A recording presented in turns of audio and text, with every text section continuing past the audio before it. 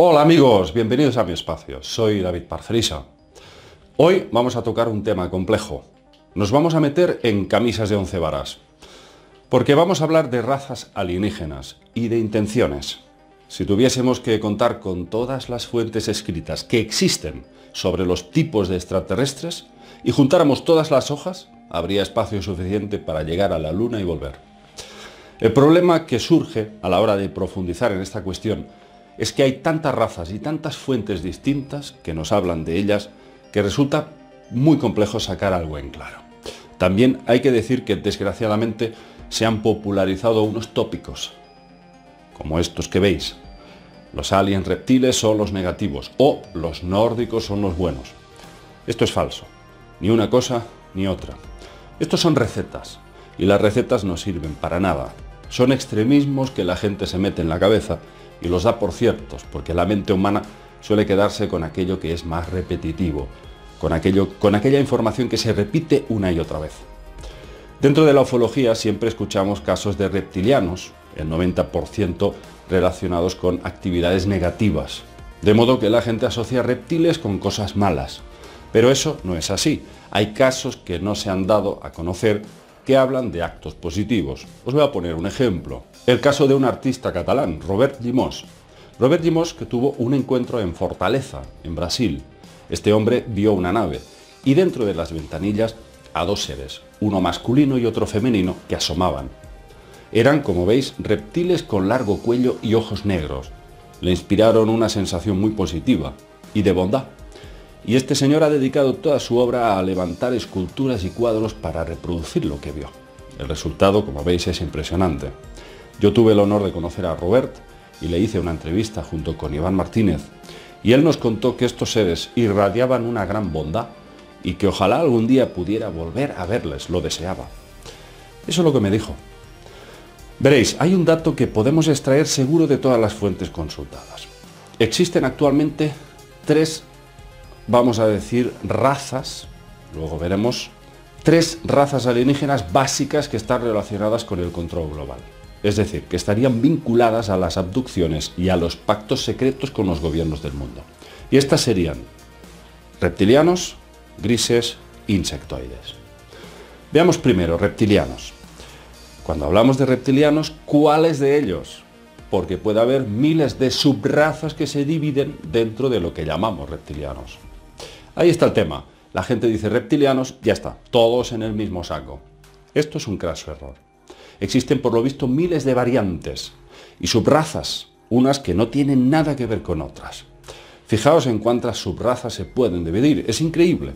Si empezamos a comparar los dibujos e ilustraciones realizadas por los testigos a lo largo de décadas de casuística en el mundo, observar lo diferentes que son unos de otros. Este sería prototipo Anunnaki. ¿Por qué sabemos que eran así? Pues por las figuras protosumerias de Jarmo, cabeza dolicocéfala, alargada, y tenemos además cráneos de este tipo repartidos en museos de todo el mundo. Aquí vemos los reptilianos que abdujeron al vigilante nocturno Fortunato Sanfretta. Observad, totalmente diferentes a los anteriores, con unas arrugas rojizas en la cabeza y una especie de protuberancias en los laterales de la cara. Pero hay más casos de abducción reptiliana. Fijaos, el caso de Jim Sparks. Este hombre, que veis, afirma haber sido abducido cientos de veces. Es un caso muy interesante, porque ha sido investigado por ufólogos de la talla de Linda Moulton Howe, y parece que tiene visos de ser real. Jim Sparks describe a sus raptores como un cruce entre un lagarto y una serpiente. Sus ojos eran pequeños como los nuestros, pero en forma de diamante. Y sus pupilas eran rojas, pero sus cabezas un poco más grandes que las nuestras. Estos seres le mostraron a Jim cómo crearon hace miles de años atrás a los humanos, modificando la genética de los homínidos hasta dar con la que ellos deseaban. Y también da un dato que se ajusta a miles de otros casos. Estos seres le proyectaron imágenes telepáticas de nuestro planeta, leyes de preservación de la naturaleza. Sí, Jim decía que era como un curso acelerado de conciencia planetaria, de aprender a asumir responsabilidades con la Madre Tierra. Le mostraron el daño que le estamos haciendo depredando el Amazonas, contaminando los océanos, acabando con las especies animales, etc. Repito, este es un punto importante. Hay cientos de casos como el de Jim Sparks, de seres que promueven esa responsabilidad planetaria. Con lo cual, podéis ver que no todos los de tipo reptil son hostiles y negativos. Veamos ahora los de tipo gris. Los grises son los más famosos, los más abundantes. Los encontramos en el 90% de las abducciones, operando tanto junto a reptiles como junto a insectoides e incluso nórdicos. Los grises están siempre presentes. Pero volvemos a lo mismo. Hay cientos de tipos de grises diferentes, cientos de variantes. Este es el problema. Decimos grises y la gente ya está, ya se cree que nos referimos a los mismos. Generalmente su cráneo es macrocéfalo, es enorme. Este sí que es el nexo común en todos ellos. Y generalmente tiene forma de pera invertida. El mentón, como puedes ver, es suave, corto, y los ojos y las cuencas oculares desproporcionadamente enormes. Como podéis ver en estas representaciones, los tipos de cráneos varían muchísimo. Unos más grandes, otros más parecidos a nosotros. Y luego están los híbridos, que serían seres humanos mezclados genéticamente con algunos de sus razas.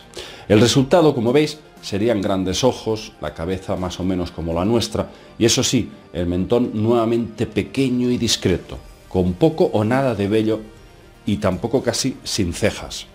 Porque las variantes grises no tienen pelo ni vello en el cuerpo. ¿Por qué estarían creando híbridos? Esta es otra pregunta. Pues casi el 80% de los casos se desprende la misma respuesta. Muchos de estos grises, algunos por mandato de los reptiles, otros por mandato de los insectoides, dicen que van a crear una nueva especie híbrida, que poco a poco irá sustituyendo la raza humana para mejorarla.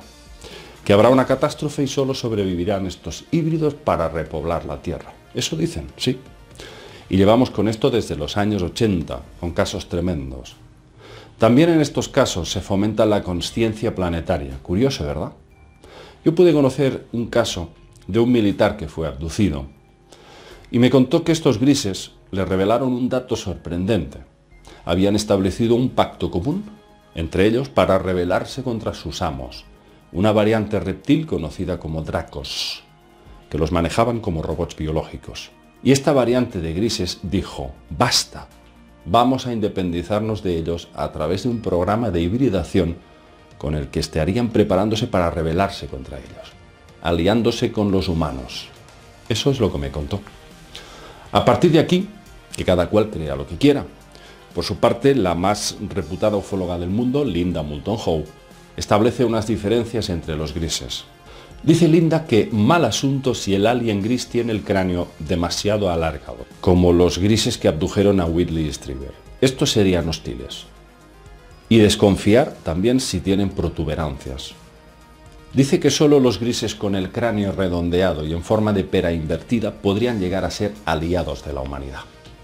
Y finalmente llegamos a los insectoides, que también se dividen en muchas variantes, como podéis ver en estas representaciones. Los hay de tipo mantis, o como los llama el político Simon Parkes, los mantirianos. Otros son como hormigas, otros con una forma más antropoide. Es curioso cómo se diversifican con tantos matices, ¿verdad? Estos insectoides son descritos también con intenciones variadas, mientras que unos abducidos los describen como hostiles, y en algunos casos agresivos.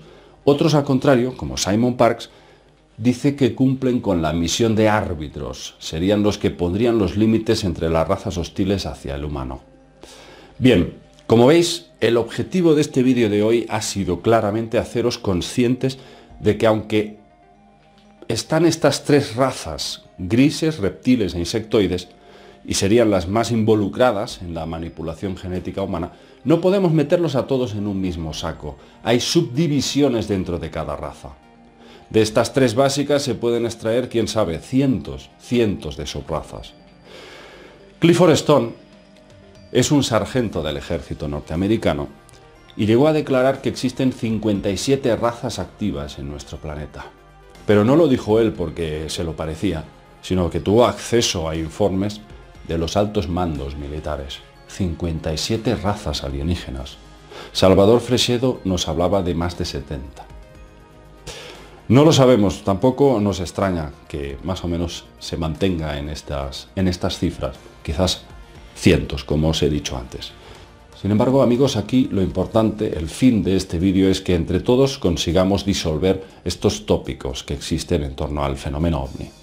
Tópicos que no ayudan para nada en la investigación. Y uno de ellos es el de señalar una raza como si solo existiese esa sola raza, cuando vemos que se subdividen de tantas y tantas variadas formas. Eso significa no solamente que son diferentes fisiológicamente, sino también en intencionalidades y sobre todo en su visión hacia el ser humano. No todos son malos. Vamos a dejar aquí el tema, espero que os haya gustado y nos vemos en próximos vídeos. Un abrazo para todos.